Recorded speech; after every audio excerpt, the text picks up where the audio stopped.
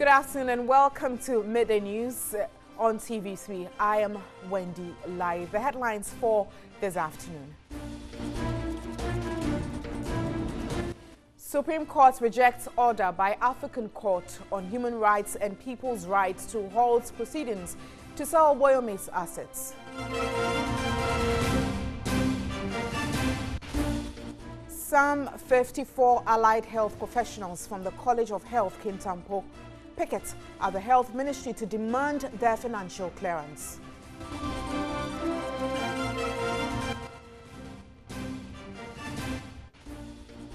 Chartered Institute of Logistics and Transport Ghana wants head of public agencies who fail to properly maintain a road and transport infrastructure to be sanctioned. And coming up on the international news, Uhuru Kenyatta sworn in for the second term as president of Kenya at a ceremony in the capital, Nairobi, boycotted by the opposition. We have details of these stories and many more lined up.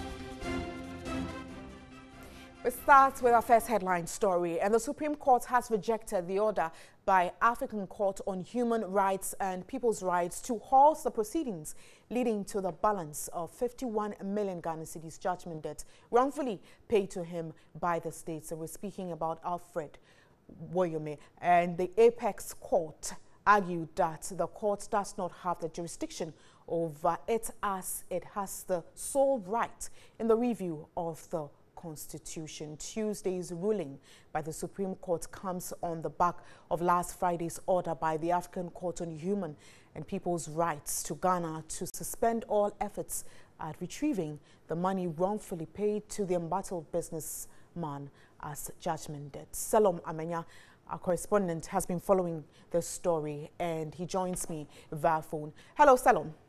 Hello, Wendy. Now, can you explain the reasons given by the Supreme Court? Well, the five justices presided over by Justice Dose Doche, who heard the case, said the Ghanaian Supreme Court had no real factual and legal basis to share its powers and jurisdiction with any other court, be it local or international. They also maintained that the Ghanaian court and laws was largely independent from the influence of other bodies. The Supreme Court further dismissed the application that is before it for stay of proceedings pending the final outcome of the case before the African Court by Alfred Woyome. And when they were delivering the judgment on the issue, the justices described the said application as one which lacked substance and merit. Now, looking that Ghana is a signatory, now what will this mean? Well, according to the Supreme Court, Ghana being a signatory means that the lawyer is supposed to deal with government and not the Supreme Court. The Supreme Court is not government. So it means that this does not affect the work that the Supreme Court is supposed to do, its constitutional mandate. And the sole mandate that has been given to the Supreme Court in the Constitution is for the interpretation or review of the Constitution. And this matter before it has to do with the review of the Constitution. So the Supreme Court upheld that once it does not affect it in delivering its mandate, it went ahead and then gave the ruling. Now, was Woyome in court, and what have his lawyers been saying, if you've been able to interact with them? Well, Woyome himself for some time now has not been in court. The last time his lawyer, that is Safu Bwabin, told the court that he is unwell. So we cannot tell if he's better. But right after proceedings, we were able to speak to the deputy AG who actually represented the state, that is Godfred Tami, and he was saying that because of this ruling by the Supreme Court, they will go ahead and attach the properties or assets of Mr. Woyome as they were seeking to do earlier.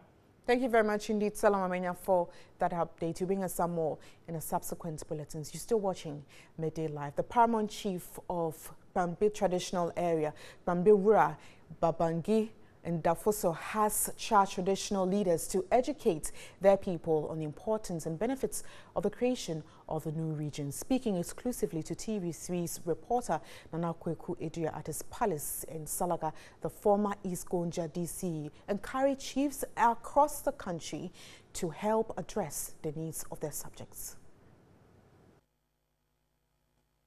The East Gonja district in the northern region is one of the largest in terms of land size in the country.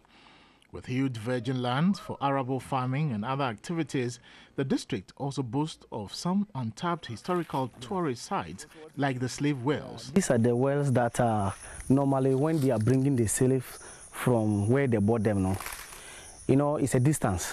So when they are getting here, because it's close to Salaga, so they will reach here and then they'll bath them here before sending them to the market where they sell them. This lorry station used to be a slave market, and the tree here served an important purpose. People were coming here, trading and going. And this, slavery also started from 1732, when this thing started. Then our brothers, the Ashantis, they were coming here, trading and going. By then, you know, they were tying them just around the baba tree. But this baba tree you are seeing, is not the original baba tree. The baba tree was just on my right here. That one fell somewhere 24th June 1970. So we replanted this one. With all these potential, traditional leaders and the people of this area want to be part of the creation of the new region. Hence, the meeting here with stakeholders of the community to deliberate on the creation of the regions. President Akufo-Addo, whose vision it is to see the realization of the exercise, has said on countless occasions the exercise largely depends on inhabitants of areas who have submitted petitions and made demands for the creation of the regions. The news team caught up with the paramount chief of the Kpembe traditional area, Kpembewura Babange Ndafoso IV, on the importance of the creation of the new regions. We've sent a petition and we are now educating our people as to why they are to divide the region into two. Not because they only want to divide, but to make governance to the doorstep of the people. For that matter, we need to explain and let people have the awareness. He said the area has the potential to create opportunities for its people, thus the need to be considered. Gonja land is a very large area, very fertile. We still have virgin lands in Gonja as far as farming is concerned.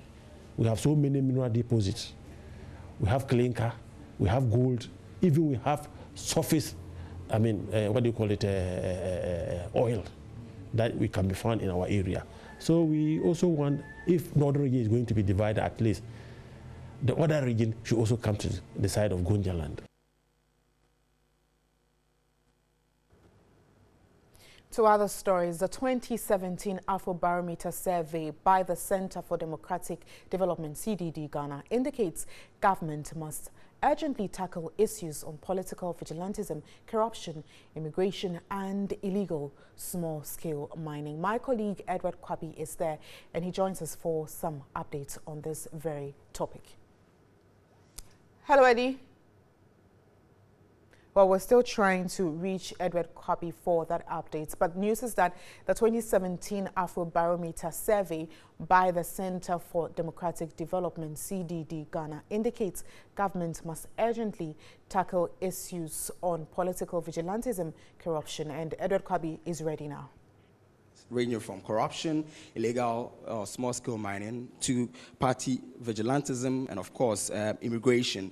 These four areas are supposed to help in formulating policies that will help government govern the country.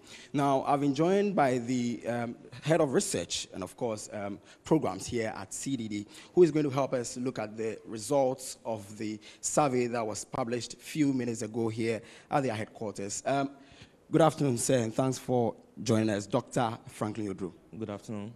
Now, first of all, I want us to look at corruption. In your report, you did indicate that you just found out that people's perception about political leaders and, of course, religious and traditional leaders have gone up, ranging between 70 to 80%. What do you think is accounting for high rate when it comes to corruption perception about traditional and, of course, religious leaders?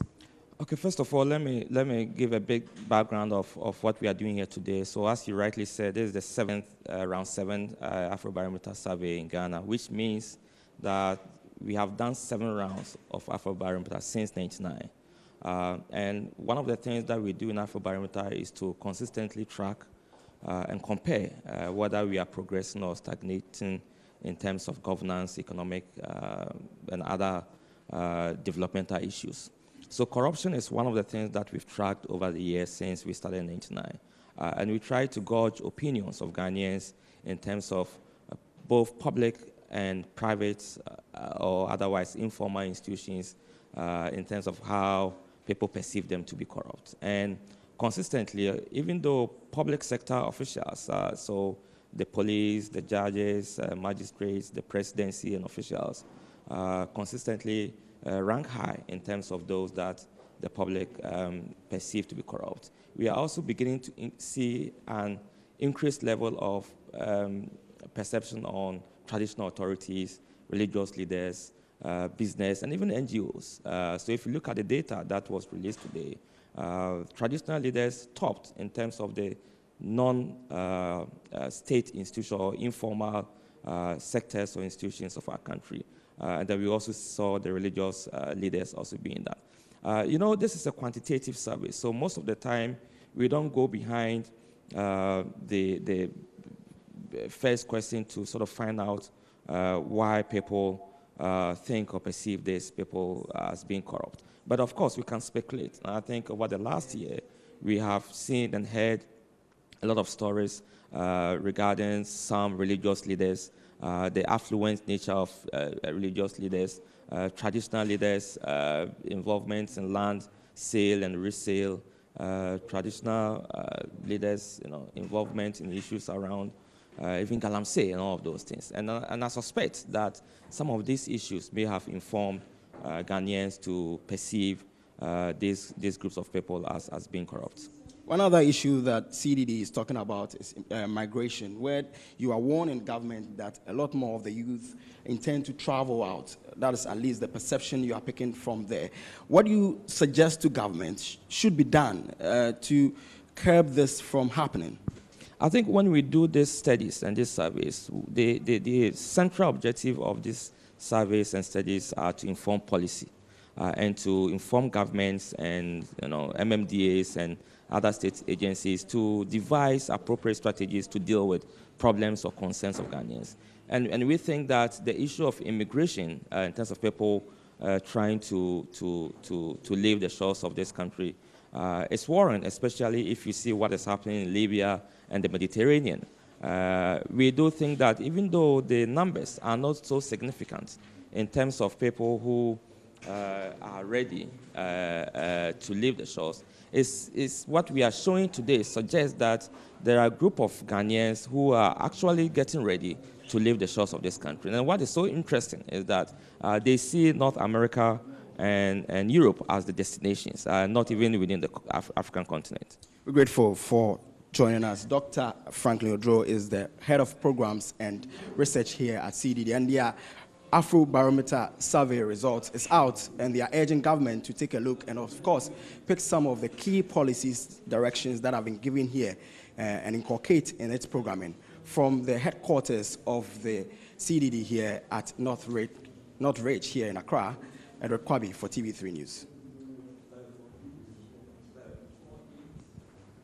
Thank you very much indeed, Edward Kwabi. You'll bring us some more as well in a subsequent bulletin. To another headline story, and Vice President of the Chartered Institute of Logistics and Transport, Ghana, in charge of roads, Dr. Godfred Achia-Darkwa, has expressed concern over the poor maintenance culture of transport infrastructure. Speaking on News at 10 on Monday over the closure of the Yape and Bupe bridges, Dr. Godfred Achia-Darkwa was worried this attitude in the long run cost the country to lose millions. It's quite unfortunate, this particular culture that has bedeviled all Ghanaians, both engineers and non-engineers, that the culture of maintenance has eluded us. When you look at this bridge, I was told that it was built at the same time that they were building the Akosombo Dam somewhere around that time, or the Adome Bridge. For all these years, we saw 3 years ago, Adome Bridge nearly collapsed and was subjected to very serious maintenance. That one, you know, it was the only bridge that was linking Eastern region to the Volta region and then through the Eastern Corridor. They hurriedly brought that one into its normalcy, to a state of repair. Now, these two bridges were left all this while. I mean, the engineers were not maintaining, highways was not doing their work. And they've left this bridge to the state that it is trying to become disrepair. Now, they are trying to repair it. But that bridge, especially the Yape one, is the main bridge from Accra, Kumasi, Tamale, Bolga, and upwards. So if that bridge is bedeviled as the way it is, the state of it found itself, it's so serious that it's affected the whole economic community, not only from the upper part of, or the northern part of Ghana, but those from beyond. Burkina Faso, Niger, and all those places are all affected. So the bridge under the Bupe, that is the White Volta, and both the Black Volta, all of them are now in questionable use. And it's a serious thing that the 12 December that they said they are going to finish with the repairs of the Yape one for it to be used, even it's too long, because our brothers and sisters in the northern enclave has been kept outside Ghana. I know that these two bridges were closed for safety reasons, which is also a consideration that the Highway Authority was concerned with the safety of pedestrians and citizens. But what would you suggest to have been the correct approach? What should have been done long ago? Yeah, as we initially said, it's the maintenance culture, which is poor. Government comes, government go. We talk about money. Now, if this bridge, Yape Bridge alone breaks down and we say we are going to construct it, they said it's going to cost around 75 million Ghana cedis, $1 million, $75 million, that bridge alone. If we had maintained it, even though it is about 3 decades ago, it could have even stayed to about 100 years. So the lack of maintenance is rather going to cause Ghana government more to rebuild. So this type of culture, I think there should be, government should look at it critically. That with not only that bridge, but anything that is for government, if it is being subjected to non-maintenance, the head of that institution should be dealt with. Because when we fail to maintain it appropriately like that, the costs come back to the government, and government has to spend more, and it's too bad. And some more on the closure of the bridges. Zubeida Ismail, our correspondent up north, has been following the story, and she joins us for some updates. Hello, Zubeida. Hello, Wendy. Now, traders and transport operators cutting food from that very area, how have they been impacted by the closure of the bridges since the day was closed? I can say that the impact is negatively affecting traders here in this part of the country. Now, most especially when traders have to wait for days to be able to cut their produce across the Makango River. As for the Yape and Bupe bridges, they are entirely closed, and so there is no way anybody can use a vehicle to pass on that road. And so the only option is that we currently have two options.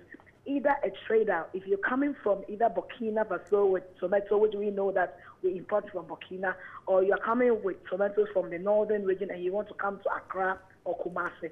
The only option is for you to go through Bolga, go through Tumu, come through Wa, to Bole, to Sola, Tuna, Kalaba, and then you come through Wenti before you can get to the southern parts of the country. Or you come from Burkina through Bolga to Tamale, you go through Salaga, and then you go and then cross the Volta Lake to Yeji before you can come with your goods. For passengers who do not have any produce, once you get to the Makango end of the Volta Lake, there is a water bath and then the ferry that can take you immediately.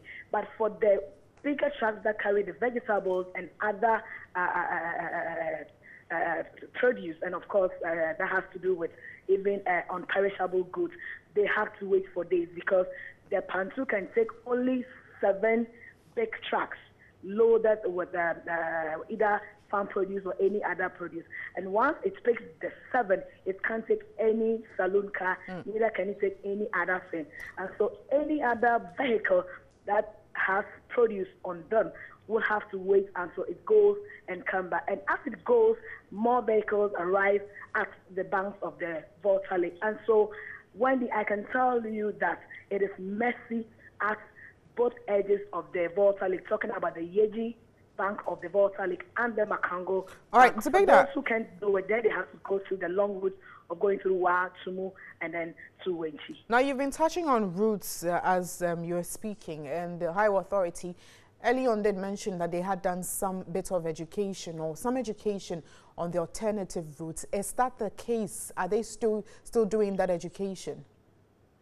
I haven't come across any education anywhere on any platform apart from the first announcement that was made that these bridges were going to be closed. And that is how come people still arrive, even after the announcement and the closure, that was last Tuesday, people still arrive there wanting to cross, because these are people who did not know that the bridges have been closed. And so if the highway is saying that they are doing some education, they can be doing it, but I haven't come across any education anywhere on any platform apart from the one we had before the closure. Thank you very much, Zubeida Ismail. And we're being told that Parliament has summoned the road minister over the closure of the Yapi and the Bupe bridges. Our reporter, Mercy Darling, will come through with some more information on this very issue. So we'll reach her as and when we get her. And some 54 allied health professionals from the College of Health Kintampo have been picketing at the Health Ministry to demand their financial clearance. Now, the graduates who constitute the 2015-2016 batch were left out in September this year when the Finance Ministry issued clearance to their colleagues. The picketing, which commenced Monday, is the third in 11 months. I guess we came here for picketing, and the Honorable Deputy Minister, Honorable Tina Mensah, promised us that we should stop whatever picketing that we are doing, and God willing, in September we'll be getting our financial clearance. So we came to an agreement with the ministries and we left the premises. So it was on September when the clearance was out, then we got to realize that the clearance that came, our names weren't part.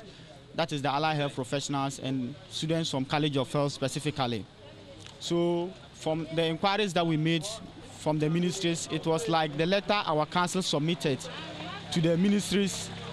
When they collected it, they didn't submit it to finance for financial clearance. They collected it and they left it in their office desks. So the deputy minister assured us that, this our situation is an administrative error from them. So what they will do is that they will treat it as a state of emergency. And we are entering into December. Until now, we haven't heard of something good from them. So that is why this time around we are still here and we are picketing. How long are you going to be here? Until we get our clearance, we are not living here. We have been here since yesterday. We slept here. So we'll continue to sleep here until we get our clearance.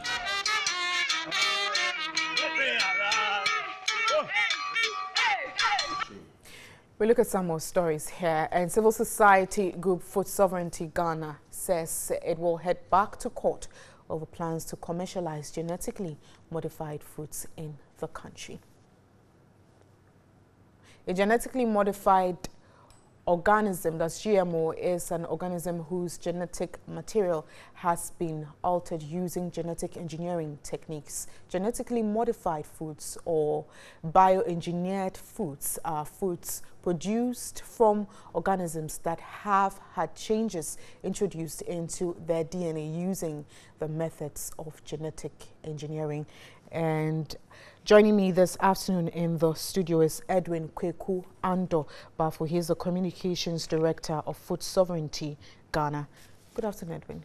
Good afternoon. And thanks for your time. Thank you very much. Your outfit is heading to court over the commercialization of GMOs. That's the foods, to say. Why so? Thank you very much, and good afternoon to your viewers. Well, you may recall that in 2015, we went to the High Court, the Human Rights High Court, seeking an injunction on the release of genetically modified cowpeas and rice. The government had intended to release that, and so we sought an injunction on that release. Unfortunately, the judge dismissed that application, and we submitted an appeal, I think as far back as 2015. We're in 2017 now, and we're still waiting for a date from the Judicial Service. But instead of waiting for a date to appeal that decision, we decided to go ahead with the actual substantive case, our actual issue, which is that we feel that genetically modified organisms really should have nothing to do with our agriculture at the stage where we are. And so we submitted... At the stage where we are, meaning? As in, Ghana is located in the tropics.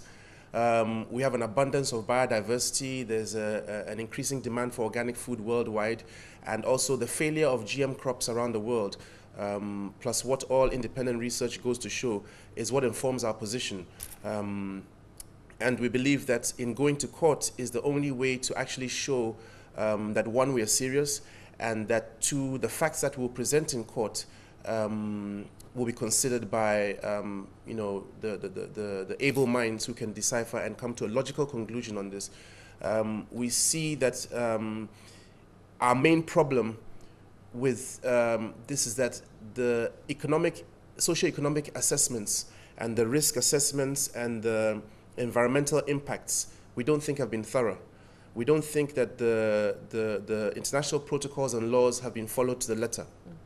And unfortunately, Ghanaians are the first human beings who are going to eat commercialized genetically modified cowpeas. This is the first time cowpeas have been genetically modified anywhere in the world.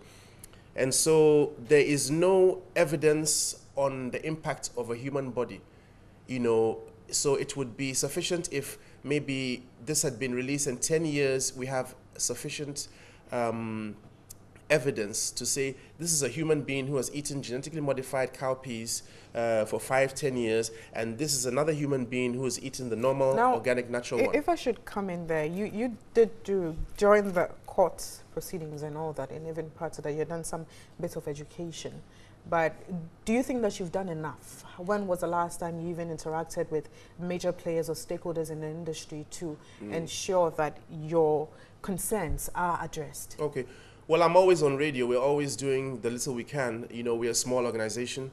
Unfortunately, a lot of the funding is on the other side of the GMO agenda, which is to push, and you know, advocate for genetically modified organisms.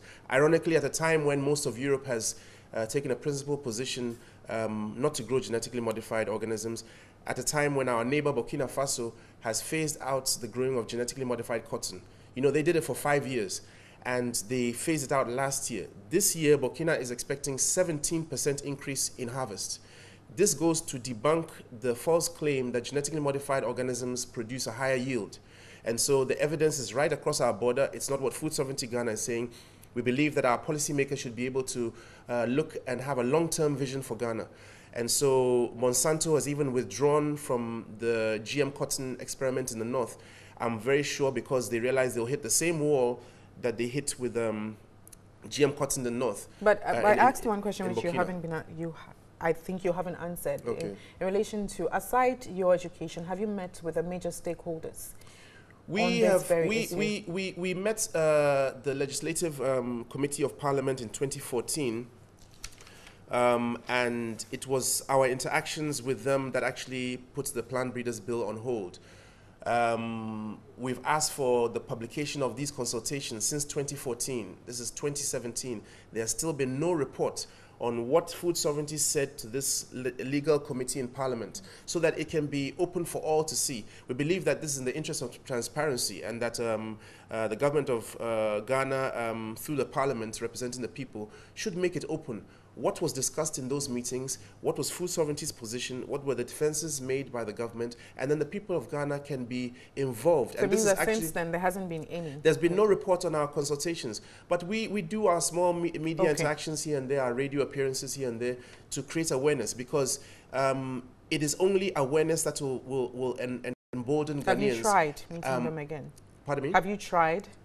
Meeting Parliament again? Well, we actually petitioned the nomination of this agriculture minister, because of some insensitive comments that he had made in the past on GMO. I think on this Your Very Network a few years back, where he said, and I quote, that, you know, Americans have been eating GMO for 28 years and they're not dying of any funny cancers. So he doesn't know what this hula baloo is about. All right. Thank you so much, Edwin Kweku Andobafu. He's the Communications Director of Food Sovereignty Ghana. We'll bring you more shortly. You're still watching Midday Live.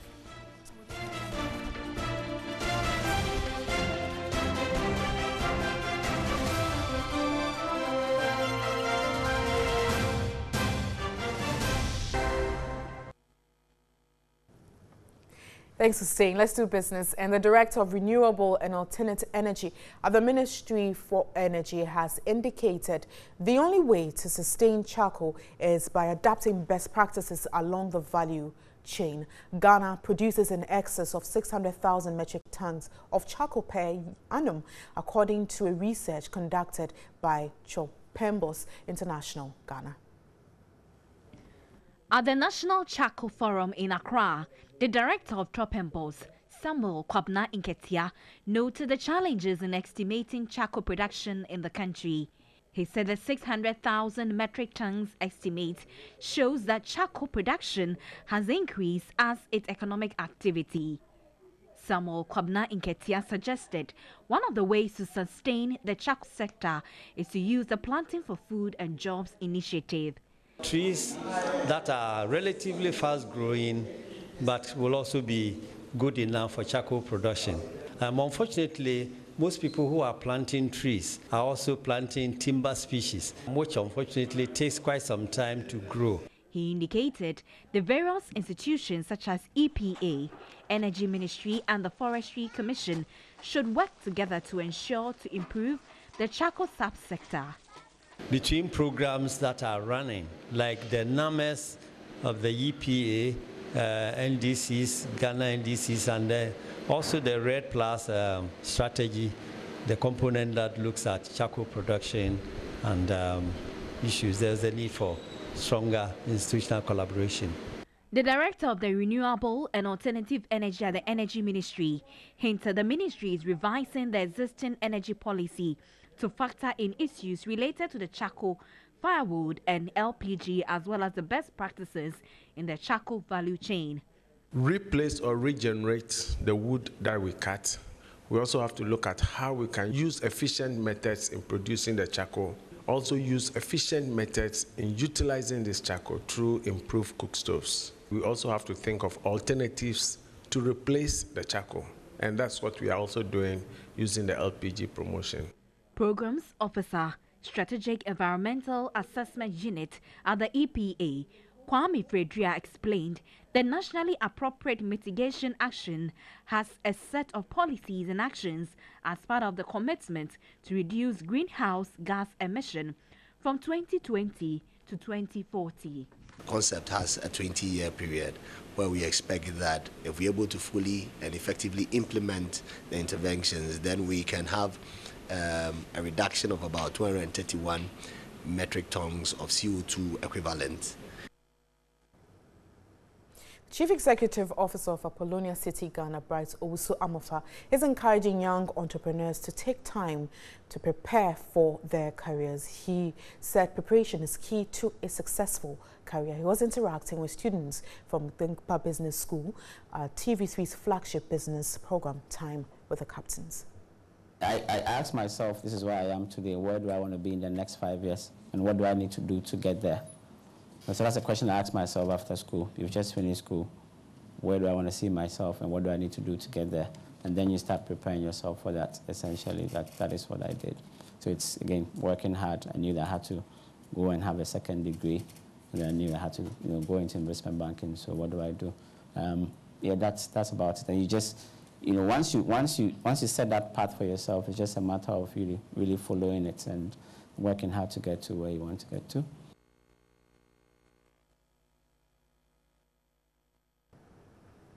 That's all for business. We move on to some of the news stories. And the Youth Employment Agency, YEA, is undertaking an audit of the certificates of all staff members. Public Relations Officer of the Youth Employment Agency, Awal Mohammed, told Steve Enti on News at 10 on Monday that the move is not to witch hunt people, but to ensure the right people are in the place for the task.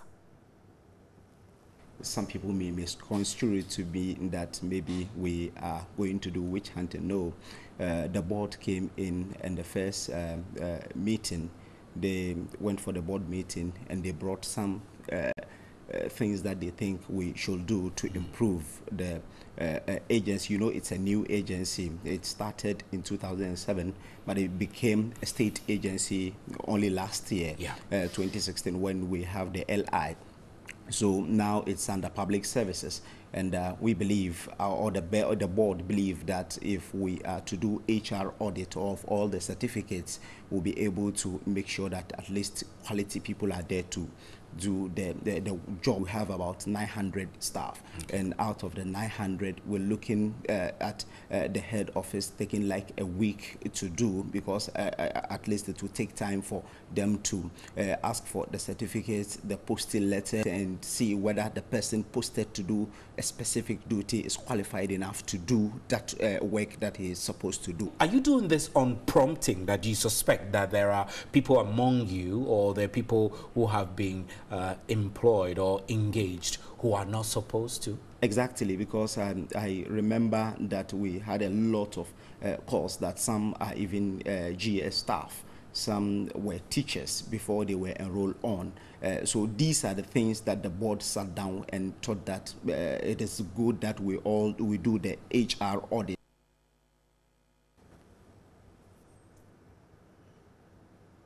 So education and the free senior high school education policy took off in September 2017 for the first-year students. The policy has since introduction faced challenges of infrastructure, among others. Speaking at the 68th anniversary of Prempeh College, Kumasi, President Akufo-Addo said the free SHS policy has come to stay, contrary to assertions by the NDC.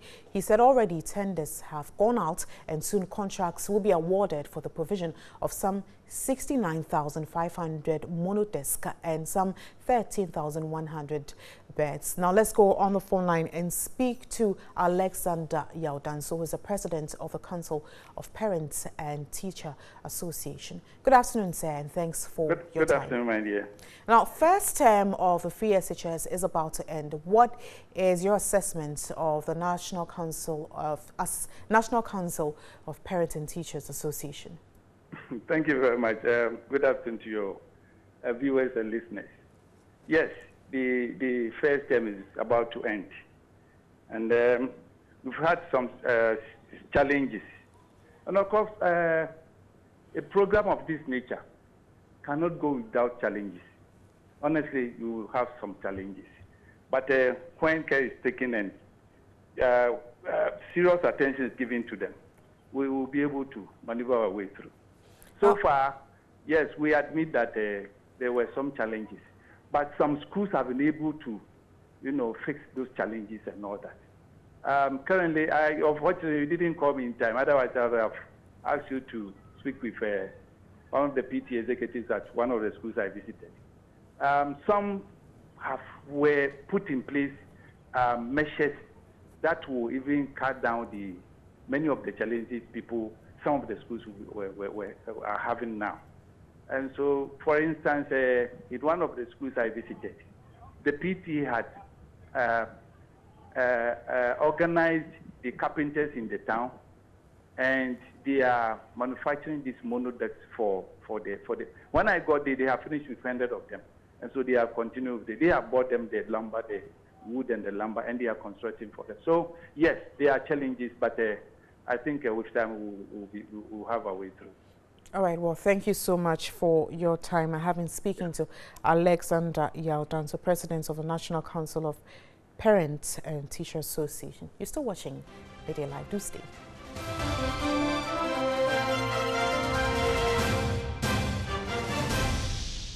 Well, that'll be all for this afternoon. Thank you so much for watching Midday Live. I am Wendy Lai. Do have a lovely afternoon and enjoy the rest of our programs.